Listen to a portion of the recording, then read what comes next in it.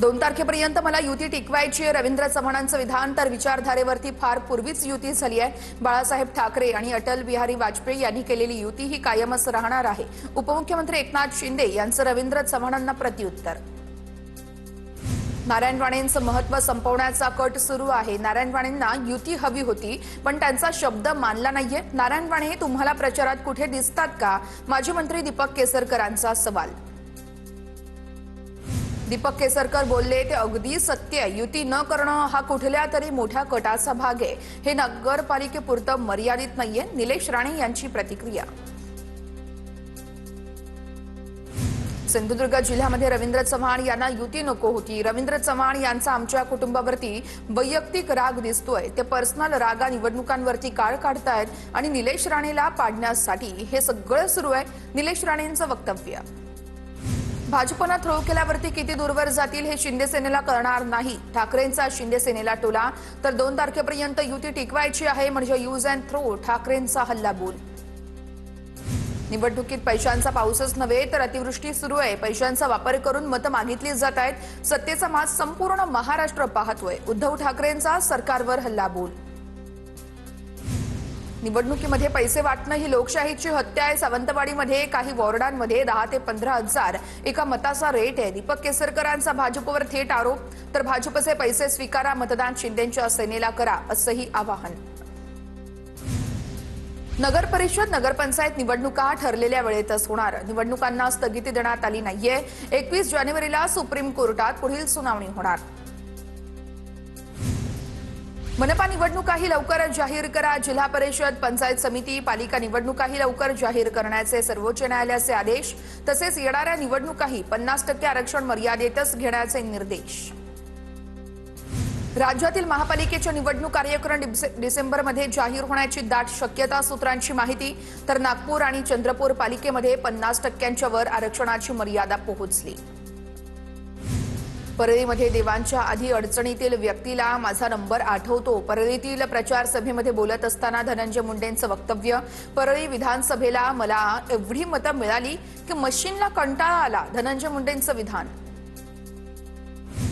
बीडच्या मसाजोगमधील संतोष देशमुख यांचं आज प्रथम पुण्यस्मरण. आज मसाजोगमध्ये मनोज जरांगे पाटील, अंबादास दानवे, बजरंग सोनवणे, संदीप क्षीरसागर प्रथम पुण्यस्मरणाला उपस्थित असणार.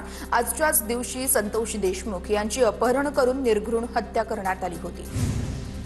राजन पाटलांच्या मुलाचं अभिनंदन करतो. अंगावरती आला शिंगावर घ्यायचंच असतं. सदाभाऊ खोत यांचं उपमुख्यमंत्री अजित पवारांविरोधात वक्तव्य. सदाभाऊ खोत यांच्याकडून अजितदादांना चॅलेंज देणारा बाळराजे पाटील यांचंही समर्थन.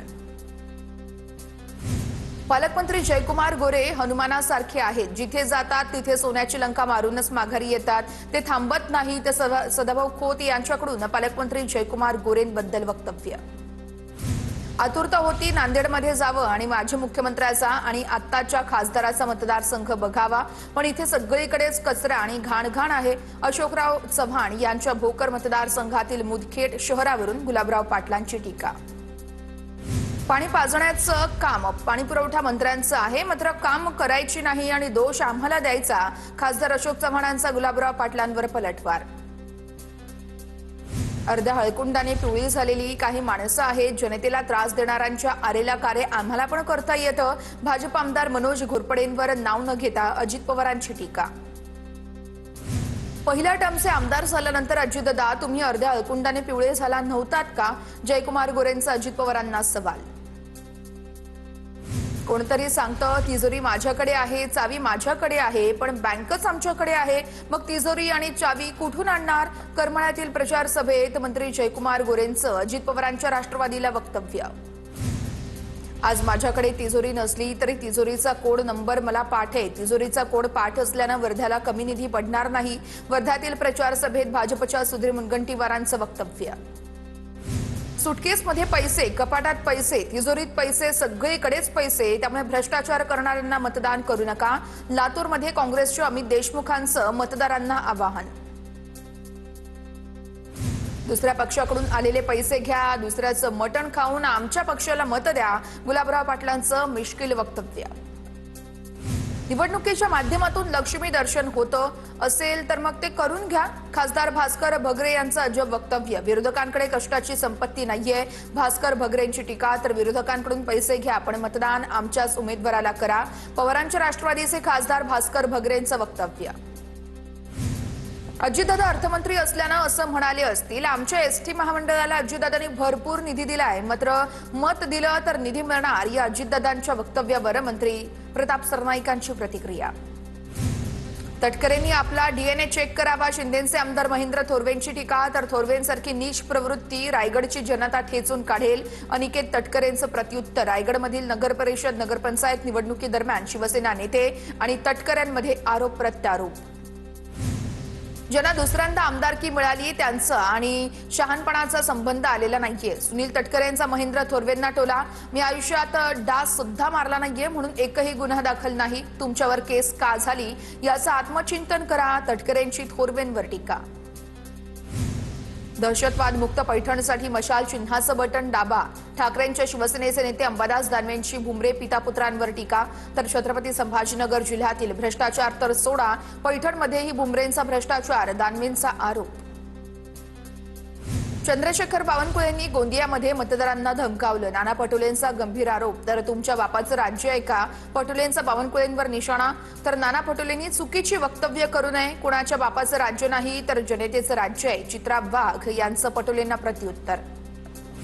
कुस्तीच्या तालमीची माती एकनाथ शिंदेंच्या अंगाला लागली आहे. 3 वर्षांपूर्वी एक डाव टाकलाय, अजूनही विरोधकांचा घाव भरला नाहीये. यवतमाळमध्ये नाव न घेता एकनाथ शिंदेंची उद्धव ठाकरेंवर टीका. हा डाव एकनाथ शिंदेंवरच उलटणार. महायुतीमध्ये एकमेकांची तोंडही पाहू शकत नाहीये अशी सध्या स्थिती निर्माण झाली आहे. विजय वडेट्टीवारांचं एकनाथ शिंदेंना प्रत्युत्तर.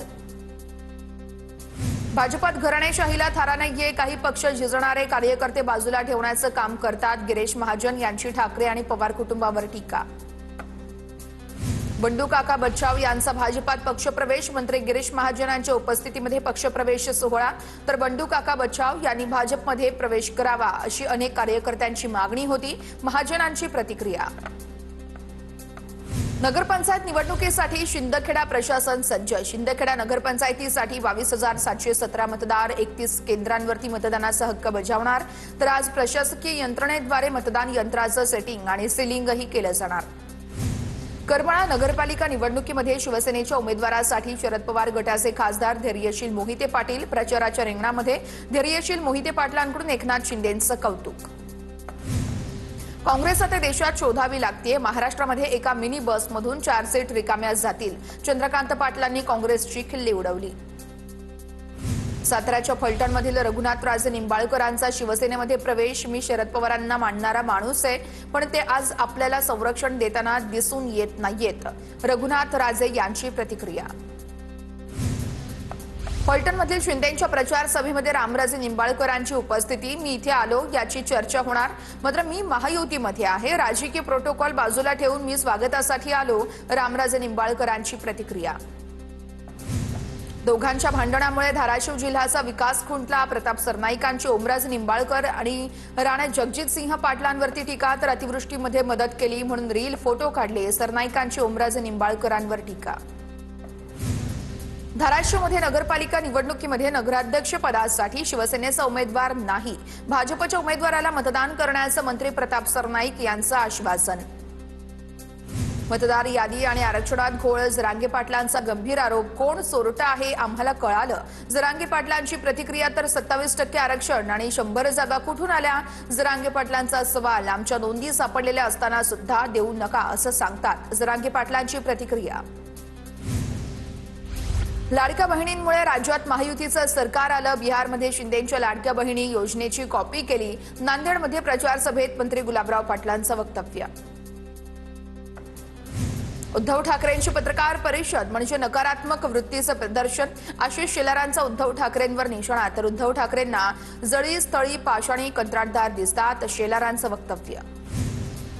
मग या नेत्यांना हिंगणघाट जळीत हत्याकांड आठवतंय का? उद्धव ठाकरेंनी मुख्यमंत्री असताना या प्रकरणात काय केलं? चित्रा वाघ यांचा सवाल.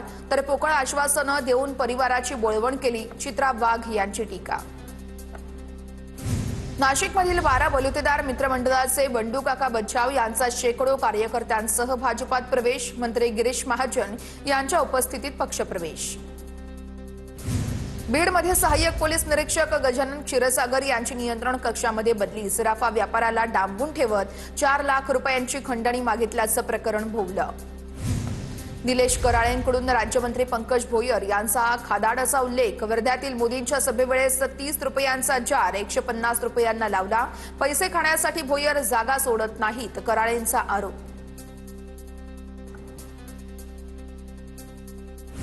जामखेड शहराचा रोहित पवार आणि राम शिंदे असे दोन्ही आमदार असूनही विकास नाही. श्रेयवादामुळे जामखेडमधील प्रकल्प अर्धवट राहिलेत, आमदार सुनील शेळकेंची टीका. महाड नगर परिषद निवडणूक प्रचारामध्ये भाजप राष्ट्रवादीच्या सभेमध्ये मुख्यमंत्री फडणवीसांचा कॉल. प्रवीण दरेकर उपस्थित असताना फडणवीसांचा कॉल. युतीच्या उमेदवाराला निवडून देण्याचं फडणवीसांचं आवाहन. कोल्हापूर शहरातील छत्रपती प्रमिला राजे रुग्णालयासंदर्भात रुग्ण आणि त्यांच्या नातेवाईकांच्या तक्रारी वाढल्या. आरोग्यमंत्री प्रकाश आंबेडकरांनी डॉक्टरांसह अधिकाऱ्यांना चांगलंच धारेवर धरलं. कामचुकारपणा करणाऱ्या संबंधितांवर कारवाईचा इशारा. मीरा भाईंदरमध्ये मवियानं एकत्र लढावं, मतं विभागू नये. काँग्रेसचे माजी आमदार मुझफ्फर हुसैन यांचं मविया नेत्यांना आवाहन. आम्ही एक पाऊल पुढे मागे यायला तयार आहोत, मुझफ्फर हुसैन यांचं वक्तव्य. प्रारूप मतदार यादीवरील हरकती सूचनांची गंभीर दखल घ्या. मुंबई पालिकेचे आयुक्त भूषण गगराणींचे निर्देश. तर हरकती आणि सूचना नोंदवण्यासाठी 3 डिसेंबरपर्यंतची मुदतवाढ. प्रचार सभांना जाण्यासाठी नेत्यांची एकच धावपळ पाहायला मिळते. शिर्डीमध्ये प्रचार सभेसाठी उशीर झाल्यानं शिंदेंची पळापळ तर अजित पवारांची धावपळ दिसून आली. संगमनेरचे आमदार अमोल खताळ यांची वादग्रस्त ऑडिओ क्लिप व्हायरल. संगमनेरमधील व्यापाऱ्याला शिवीगाळ आणि धमकी दिल्याची audio clip viral. TV9 Marathi या ऑडिओ क्लिपची पुष्टी करत नाही, तर ऑडिओ क्लिप जुनी असून यामध्ये एडिटिंग केलं असल्याचं अमोल खताळ यांचं स्पष्टीकरण.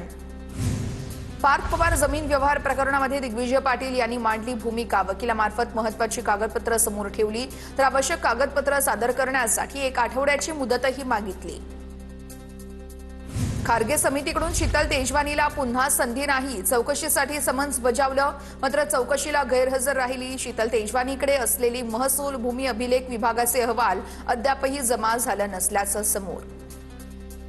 खारगे समितीचा अहवाल डिसेंबरमध्ये सादर होणार. अहवाल देण्यासाठी 1 महिन्याची मुदत समितीला देण्यात आली होती. 6 डिसेंबरच्या आधी अहवाल सादर होण्याची दाट शक्यता. अमित शहा काल संध्याकाळपासून दिल्लीच्या बाहेर आल्याचं त्यांच्या ऑफिसकडून कळवण्यात आलेलं आहे. अंजली दमानी यांची माहिती. तर शहा रविवारी उशिरा परततील, त्यामुळे सोमवारी मला वेळ कळवण्यात येणार असल्याची दमानी यांची प्रतिक्रिया.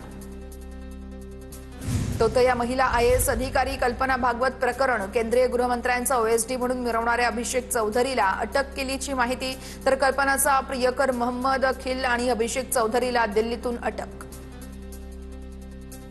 पुण्यामध्ये MPSC विद्यार्थ्याची राहत्या खोलीमध्ये आत्महत्या. स्पर्धा परीक्षेमध्ये यश न मिळाल्यानं बुलढाण्यातील सागर पवारांना नैराश्यात जाऊन गळफास घेऊन आपलं जीवन संपवलं. MPSC संयुक्त पूर्व परीक्षा गट ब 2025 साठी 674 पदं जाहीर. 392 PSI पदं. 6 ते 7 महिने वय वाढलं म्हणून अपात्र होणाऱ्या उमेदवारांना परीक्षेसाठी सवलत द्या. खासदार सुप्रिया सुळे यांची मागणी. नाशिकच्या तपोवनातील झाडांची मनसे कोणत्याच परिस्थितीमध्ये कत्तल होऊ देणार नाही. मनसेचे अविनाश अभ्यंकरांचा इशारा.